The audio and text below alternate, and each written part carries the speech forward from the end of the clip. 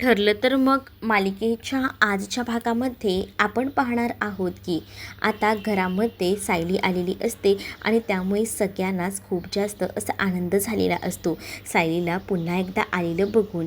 आणि त्यामुळेच ना आता सायलीला सगळीजणं म्हणत असतात की तू या घरामध्ये पुन्हा आली आहेस ना, तर आता कसं घर ना अगदी भरलेलं दिसते, अगदीच ना छान वाटते. म्हणून आता सायली म्हणत असते की मी तुम्हा सगळ्यांनासुद्धा खूप जास्त मिस केलं, मी तुमची आठवण काढत होते. मलाही तोच विचार येत होता की घरात सगळं कसं असेल. पण आता सायलीला सांगितलं जातं की तुला ना सगळ्यात आधी तुझा जास्त विचार करायला हवा, कारण आहे ना तू आता प्रेग्नेंट आहेस. आम्हाला तुझ्या बाळाची खूपच जास्त काळजी वाटत होती, बाळाच्या बाबतीत काही वाईट तर व्हायला नको असंच मनातून वाटत होतं. तेच आता अर्जुन म्हणत असतो की चला फायनली बायको तू घरी आलीस, त्यामुळे ना आता सगळंच काही टेन्शन मिटलेलं आहे. पण सायलीच्या डोक्याचं टेन्शन काही कमी झालेलं नसतं, कारण सायलीला माहिती असतं आता अजून काही गोष्टी बाकी आहेत.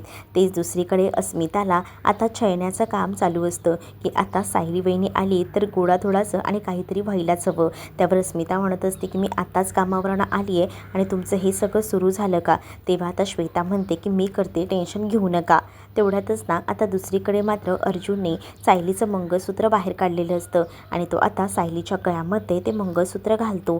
जसं आता अर्जुन सायलीच्या गळ्यामध्ये मंगळसूत्र घालतो ना, तसं कुठे जाऊन आता सायलीला रिलॅक्स वाटत असतं. सायलीला आता अर्जुन म्हणत असतो की मला ना खूप जास्त टेन्शन आलं होतं जेव्हा तुला पोलीस घेऊन गेले ते, पण आता आता मला बरं वाटतंय तुझ्या गळ्यामध्ये पुन्हा हे मंगळसूत्र घालून, असंही आता बोललं जातं. सायली म्हणत असते की माझ्यासाठी ना तुम्ही म्हणजे देव माणूस आहात आणि तुम्ही स्वतःच्या हाताने आता माझ्या गळ्यात मंगळसूत्र घातले ना, यापेक्षा मोठा आनंद माझ्यासाठी कोणता दुसरा नसेल, असंही आता ती म्हणत असते.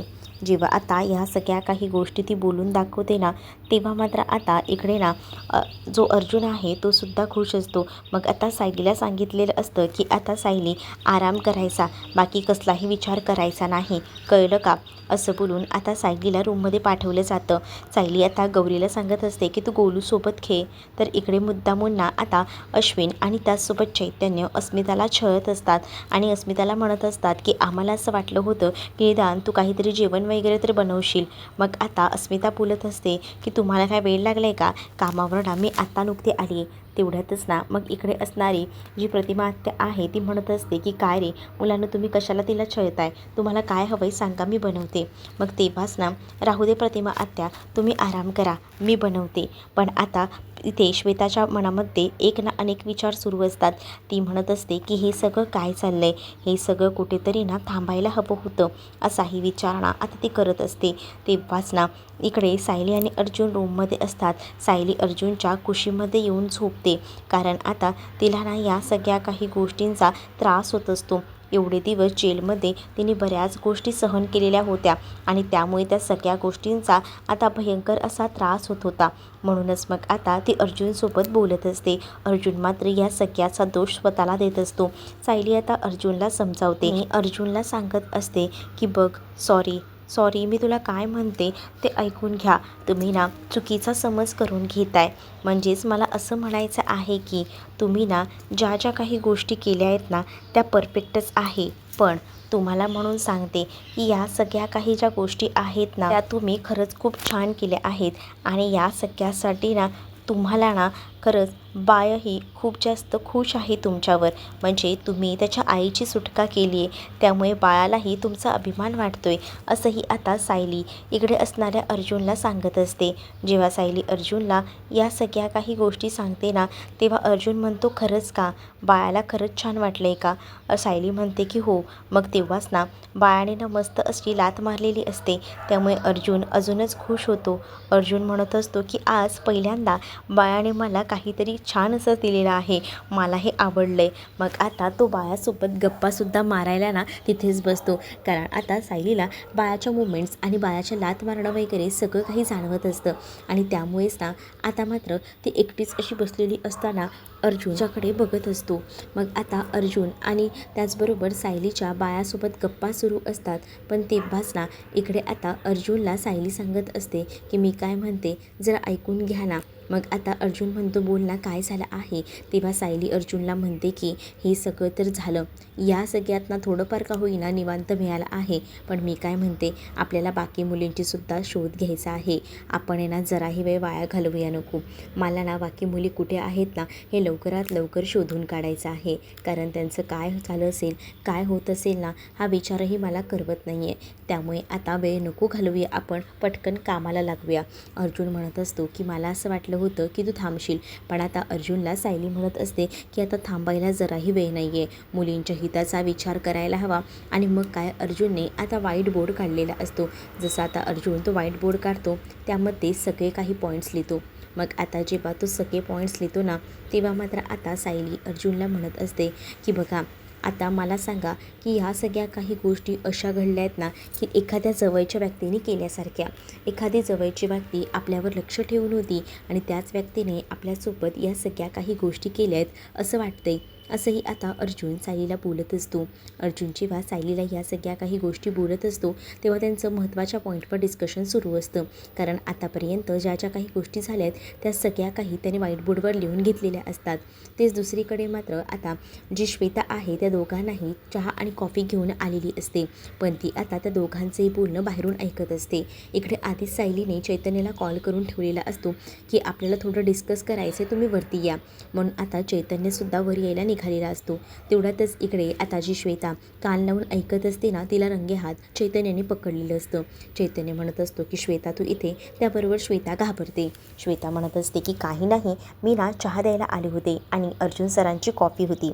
त्यावर ठीक आहे, मग मी देतो ना, दे माझ्याकडे. तसंही मी आतमध्येच जातोय असंही आता तो बोलत असतो. तेव्हाच ना श्वेता तिकडनं निघत असते, पण चैतन्य तिला थांबवून घेतो. चैतन्याने आता तिला थांबवल्याबरोबर तिला आता काय करू आणि काय नाही सुचत नसतं. त्यातच आता चैतन्य तिला म्हणत असतो की आपण या आधी कधीतरी भेटलोय का, मला असं का वाटतं. त्यावर आता तिला धक्का बसतो. त्यावर तो म्हणत असतो की मी तुला विचारलंसुद्धा होतं मागे, मला ना तुला बघितल्यानंतर असं वाटतं की आपण दोघं पहिल्यांदा कुठेतरी एकदा भेटलो आहोत, म्हणजे कुठे कोणत्या तुमच्या फ्रेंड्सच्या पार्टीमध्ये का किंवा कुठेतरी, पण मला कळत नाही आहे. दुसरीकडे आता प्रियाचं डोकं ना पूर्णपणे बंद पडलेलं असतं, कारण तिला असं वाटत होतं की इथेच सायलीचं बाळ त्याची डिलिव्हरी होईल, पण ते काही शक्य झालेलं नव्हतं. सायलीने जे चॅलेंज दिलेलं होतं ते सायलीने फायनली अशा पद्धतीने का होईना कंप्लीट करून दाखवलेलं होतं. त्यामुळेच ना खूप जास्त राग जो आहे तो मात्र आता येत होता. आता प्रियाला जी सीमा असते ना ती सांगत असते की तुम्हाला माहीत नाही, पण सायलीताई तर लगेच सुटल्या, पण तुम्ही इथेच. तेव्हाच ना आता तुला काय म्हणायचं आहे, सायलीचा नवरा सायलीला निघून घेऊन गेला, सायलीची फॅमिली सायलीला येऊन भेटत होती, पण तुला हेच म्हणायचं असेल ना, माझा नवरा मी प्रेग्नेंट असतानासुद्धा मला भेटायला येत नाही, बघायला येत नाही, हेच तुला बोलायचं असणार आहे. अजून तुला वेगळं काही बोलायचं नसणार आहे, मला माहिती आहे. पण ना तर सायलीची सुटका झाली ना त्याच्याने माझं ना ऑलरेडी डोकं फिरलं आहे. आता तू माझं डोकं खाऊ नकोस, कळलं ना. त्या सायलीला पुन्हा कसं इथे आणायचं ना त्यासाठी काही ना काही प्लॅनिंग तर करावी लागणार आहे. त्या सायलीला असं तसं मी सुटणार नाही आहे, कारण ह्या सगळ्याचा पतला घेतल्याशिवाय मी आता शांत बसणार नाही, असंही ती आता म्हणत असते. जेव्हा आता ही ती रागारागात ती बोलत असते ना तेव्हा मात्र आता सीमा तिला शांत करत असते, पण सीमाला ती म्हणत असते की आता मी शांत होणार नाही आहे, सगळंच ना हातातनं निसटले. विचारही केला नव्हता की एवढ्या सगळ्या गोष्टी अशा घडतील, पण सगळंच हातातनं गेल्यामुळे ना आता सगळं काही नकोसं झालं आहे, काही सुचत नाही आहे, काहीतरी पर्याय तर काढायला हवा, असंही आता ती म्हणत असते. तेव्हा सीमा म्हणत असते, पण तुम्ही इथे रागराग करून सगळं काही साध्य होणार आहे का. पण आता प्रिया म्हणत असते की काही झालं सुद्धा सायली आणि अर्जुनच्या मुवमेंटवर लक्ष ठेवायला हवा. तेच इथे चैतन्याने विचारलेलं असतं की तुला मी कुठेतरी पाहिलेलं आहे, पण मला आठवत नाही आहे की मी तुला कुठे पाहिलं आहे ते. तेव्हाच ना ती बोलत असते की आधीसुद्धा तुम्ही मला हेच म्हटलं होतं, पण तेव्हासुद्धा माझं उत्तर तेच होतं की मी तुम्हाला ओळखत नाही म्हणून. तेव्हा आता चैतन्य म्हणत असतो की हो खरं, तुला मी मागेसुद्धा विचारलं होतं तेव्हा तू तेच म्हटलं होतं. अगं पण तुला पाहिल्यानंतर ना असेच वाईब्स येतात की तुला कुठेतरी पाहिलं आहे म्हणून. मग इकडे श्वेता म्हणत असते, मी कशाला कोणाच्या पार्टीमध्ये जाते, मी कुठेच जात नसते, मी आधी घरातच असायची, असाच तिचा बोलण्याचा उद्दिष्ट होता. त्यानंतर चैतन्य म्हणतो की सॉरी, मला असं वाटलं. मग आता तो तिकडनं ती निघून जाते तर चैतन्य आतमध्ये जातो. चैतन्याने येताना कॉफी आणि चहा आणलेला असतो. मग आता सायली म्हणत असते की हे काय तुम्ही फक्त आमच्यासाठीच आणलं आहे का? तुमच्यासाठी नाही का? तेव्हा अगं तुमच्यासाठीच आणलं आहे, घ्या तुम्ही पिऊन घ्या. मग हे काय तुम्ही आता लगेच कामालासुद्धा लागलात का? चैतन्य म्हणत असतो सायलीला की तुला सांगितलं आहे ना की आराम करायचा, तरीसुद्धा सायली बहिणी तू सुरू झालीस का? का एवढी घाई कशाची होती? थोडा आराम केला असता तरीसुद्धा झालंच असतं की, असंही आता म्हटलं जातं. तेव्हाच ना, नाही नाही खरं तर आराम करायचाच होता, पण ती माझं ऐकायलाच तयार नाही आहे, मग करू तरी काय? असंही आता म्हटलं जातं. तेव्हाच ना दुसरीकडे मात्र या सगळ्या काही गोष्टी अशा पद्धतीने होत असतात. तेव्हा इकडे आता जेव्हा अर्जुन आणि सायली जे आहे ते चैतन्याला समजवतात आणि चैतन्याला म्हणतात की बाकीच्या मुलींचासुद्धा विचार करायला हवा ना चैतन्य भाऊजी. चैतन्य म्हणत असतो की हो तुमचंसुद्धा बरोबर आहे, मग आता तुझ्या डोक्यात काय चाललं आहे? त्यावर आता अर्जुन म्हणत असतो की बघ, आता आपल्या घरातलाच कोणीतरी व्यक्ती आहे, म्हणजे जवळचा व्यक्ती आहे, ज्याला या सगळ्या काही गोष्टी माहिती आहेत. म्हणजे सायलीच्या नावावर रविराजची प्रॉपर्टी झाल्याचं हे सुद्धा माहिती आहे. म्हणूनच तर सायलीच्या प्रॉपर्टीवर त्यांनी त्या मुलींना ठेवलं होतं. काहीतरी गडबड तर नक्कीच आहे, असंही आता अर्जुन बोलत असतो. त्यावर आता सायली म्हणत असते की हे सगळं कोणीतरी मुद्दामून ठरवून केलेलं आहे, पण हे सगळं कोणी केलं आहे ना ते आपण शोधून काढायला हवं. जोपर्यंत या गोष्टी आपण पूर्णपणे शोधून काढत नाही ना तोपर्यंत काहीच खरं नाही, असंही आता म्हटलं जातं. जेव्हा आता या सगळ्या काही गोष्टी समजतात तेव्हा आता सायली पुढे येते आणि सायली म्हणत असते की आधी आपल्याला या पॉईंटवर लक्ष द्यायला हवं की सायलीची जागा आहे त्यावर सोनल आणि त्याचसोबत सुरेश सापडले. म्हणजे सायलीनेच हा प्लॅन केला होता हे सगळं यावरून दिसतं. पण ह्या सगळ्या काही गोष्टी ज्या आहेत ना त्या कितपर्यंत योग्य आहेत? नाही, मला ना काही गोष्टी पटतच नाहीत, असंही आता म्हटलं जातं. मग जेव्हा या सगळ्या काही गोष्टींमध्ये आपण ना वेळ नको वाया घालवायला, पटकन आपण या सगळ्या कामाला लागूया, असंही आता सायली बोलत असते. त्यावर अर्जुन आता सायलीला म्हणतो की तू सरळ आणि इझी भाषेत मला सांगते की आपण या कामाला लागूया, तुला काय वाटतं की सगळं काही सोडून मी पटकन ह्याला लागेन का? नाही, मी हे सगळं काही सहन करणार नाही आहे. काही झालं ना तरीसुद्धा या सगळ्या काही गोष्टी मी ऐकणार नाही आहे, तुला घराच्या बाहेर मी पडू देणार नाही, असं देखील आता म्हटलं जातं. जेव्हा आता ह्या सगळ्या काही गोष्टी बोलल्या जातात तेव्हा मात्र आता सायली इकडे बोलत असते की प्लीज ना असं करू नका ना, मी जर तुमच्यासोबत असेल तर आपल्याला बरेच पॉईंटसुद्धा समजतील ना. त्यावर अर्जुन तिला म्हणत असतो की हो मला माहिती आहे, पण तरीसुद्धा नको. तेच आता इकडे सगळेजणं खाली बसलेले असतात, सगळ्यांच्या छान गप्पा सुरू असतात. तेवढ्यातच ना आता इकडे अर्जुनने सायलीला सांगितलेलं असतं पण या सगळ्यामध्ये तो स्वतःला त्रास करून घेणार नाही, समजलंच ना. मग आता सायली म्हणत असते की नाही करून घेणार मी स्वतःला त्रास. मग तर झालं. इकडे आता सगळेजणं चहा पीत कॉफी पीत गप्पा मारत असतात, कारण आहे ना या प्रत्येकाला काही ना काही असं वाटतच असतं. त्यातच आता इकडे जी श्वेता आहे तीसुद्धा किचनमध्ये असते. श्वेता किचनमध्ये असताना श्वेताच्या मनामध्ये सुद्धा एक नाही हजारो प्रश्न येत असतात. श्वेताही आता विचार करते की काहीतरी गडबड आहे, पण ही गडबड कशी शोधून काढायची? यांचं लोकांचं कसलं तरी प्लॅनिंग झालं होतं, पण आता ह्यांचं प्लॅनिंग कसं ऐकायचं? एवढं सगळं प्लॅनिंग करूनसुद्धा ही सायली जी आहे ती सुटली आहे, पण आमच्या 6 लोकांच्या नजरेतून ही लोकं वाचणार नाही. आमची आता एवढी मोठी टीम आहे, त्यामुळे आता यांचं आम्ही बरोबरच करणार. तेवढ्यातच आता सायली आलेली असते. सायली जशी खाली येते ना तसं सायली आता ड्रेस वगैरे घालून आल्यामुळे सायली आता बाहेर निघाली आहे हे कळतं. सायली जसं बाहेर निघाली हे कळल्याबरोबर आता कल्पना आणि विचारतात काय गं सायली तयार होऊन कुठे चालली आहेस? तेव्हा सायली म्हणते की जरा काम आहे, आम्ही जाऊन येतो. तेव्हाच ना कल्पना सायलीला म्हणत असते की मी तुला याआधीसुद्धा सांगितले की तुला आराम करायचा आहे, पण तरीसुद्धा तू का ऐकत नाही आहेस? त्यावर सायली म्हणते की हो मला माहिती आई, तुम्ही मला म्हटलं आहे की आराम करायचा, पण तरीसुद्धा ना काही गोष्टी ना खूप जास्त त्रासदायक आहेत, म्हणूनच थोडा विचार करत होते.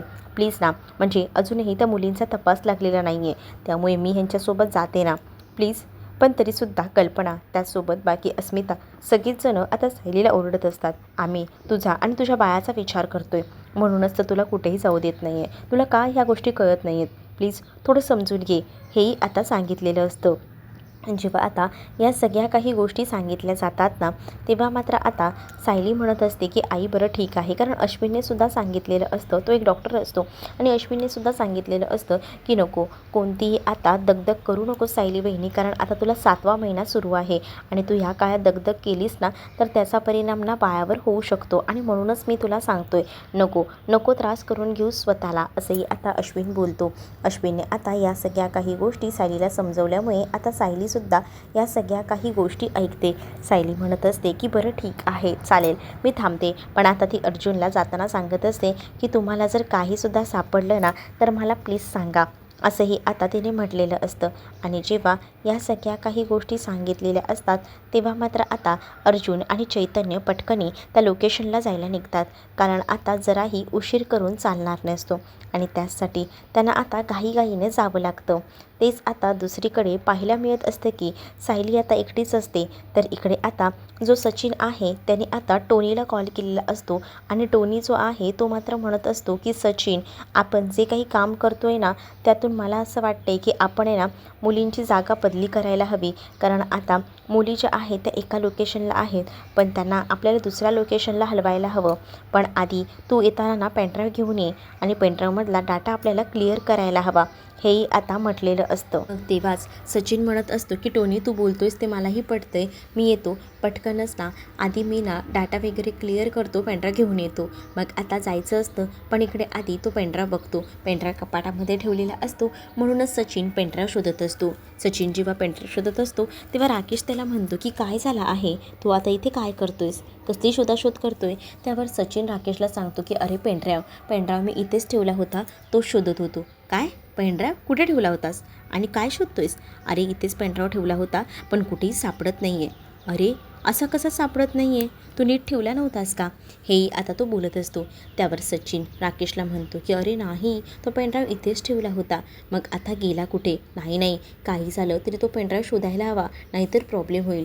तेच आता इकडे इन्स्पेक्टर सावंत, त्याचसोबत अर्जुन आणि इकडे चैतन्य भेटलेले असतात आणि आता त्या जागेवर पूर्णपणे शोधाशोध चालू असते त्यांची. कारण त्यांना काही झालं तरीसुद्धा सायलीला निर्दोष सिद्ध करायचं आहे आणि त्याचसोबत इथे जे जे काही घडतंय म्हणजेच आपल्याला आधी ह्या सगळ्याचा पुरावा शोधून काढायला हवा. त्या मुलीला इथेच ठेवलं होतं, म्हणजे सोनल आणि सुरेश या लोकेशनला भेटलेले असतात. त्याच लोकेशनला आता अर्जुन गेलेलो असतो. कारण आता अर्जुनला असं वाटतं की इथेच आजूबाजूला कुठेतरी ठेवलेलं असणार आहे. कारण इकडे ना सगळी जी प्रॉपर्टी होती ती सायलीच्याच नावावर होती आणि त्यामुळे सायलीवर संशय यायला हवा यासाठी या सगळ्या काही गोष्टींना मुद्दामून पेरून ठेवलेल्या होत्या, जेणेकरून सायलीवर थेट संशय येईल. मग तेव्हाच ना अर्जुनने प्रतिमा आत्यांना कॉल केलेला असतो आणि अर्जुनने प्रतिमा आत्यांना विचारलेलं असतं की सायलीची जागा आहे तिथे आधी कोण होतं का, म्हणजे ह्या सगळ्या गोष्टी सांभाळण्यासाठी. तेव्हा श्रीनाथ होता. श्रीनाथ, मग आता त्याचा नंबर मला मिळेल का? प्रतिमा आत्या म्हणते की हो भेटेल ना. अरे तू माझ्या मुलीसाठी एवढं सगळं करतोय, मग मला नंबर देता येईलच ना. मला माहिती आहे नक्कीच तू ह्या केसचा काहीतरी विचार करत असशील, बरोबर ना. तर आता अर्जुन म्हणत असतो की हो प्रतिमा आत्या, मी त्याचसाठी मागतोय. खरं तर श्रीनाथचा नंबर भेटला तर खरंच खूप बरं होईल. मग आता प्रतिमा आत्या बोलते की आहे माझ्याकडे नंबर. कारण जेव्हा ते प्रॉपर्टीचे पेपर्स वगैरे सगळे बनवले होते ना तेव्हाच मला बाबांनी हे सगळं देऊन ठेवलं होतं, असं सुद्धा आता प्रतिमा आत्या सांगते. प्रतिमा आत्याने आता नंबर पाठवलेला असतो. प्रतिमा आत्या जसं श्रीनाथचा नंबर देतात ना त्या नंबरला आता अर्जुन कॉल करून बघतो पण श्रीनाथ काही कॉल रिसीव्ह करत नसतो. म्हणून अर्जुनने आता त्याला कॉल करायची जबाबदारी चैतन्याला दिलेली असते आणि चैतन्याला सांगितलेलं असतं की तू बघत राहा, ह्यावर कॉल करत राहा. पण आता आम्हाला असं वाटतं ना की आपण आजूबाजूला सगळीकडे सगळ्या काही गोष्टी बघूया. इथे आताची बरीचशी प्रॉपर्टी होती ती सायलीच्या नावावर होती आणि तिथे बरेच दिवस झाले काहीच झालं नव्हतं, त्यामुळे आता शोधाशोध तर सुरू होती. मग आता अर्जुन म्हणत असतो की आपण ना आधी या इकडच्या रूममध्ये जाऊन बघूया काही सापडतंय का. मग आता या सगळ्या काही गोष्टी बोलल्यानंतर लगेचच ना ती लोकं कामाला लागतात. कारण जराही उशीर करून चालणार नाही म्हणूनच ना आता पटकीने सगळीजणं ती लोकं कामाला लागतात. मग आता इकडे अर्जुन त्यासोबत आता चैतन्य हे बाहेर असतात.